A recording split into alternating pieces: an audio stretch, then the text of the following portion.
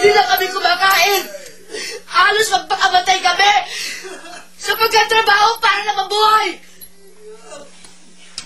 Hindi naman kami nagreklamo kung mahirap lang kami.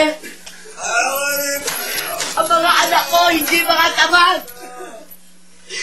Hindi sila mga istambay na walang ginagawa. Nagsisikap sila. Ano ginawa mo? Binigyan mo ba silang pagkakataon? Hindi!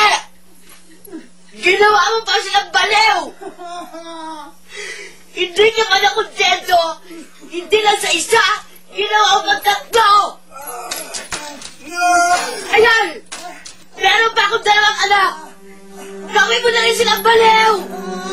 Lahat kami gawin mo ng baliw! Para matapos na maghihirap sa amin!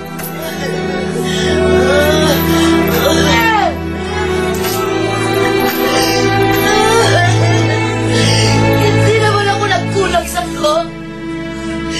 Hindi nagkulang ang pamilya ko sa'yo. Bakit mo kami sinabi nito?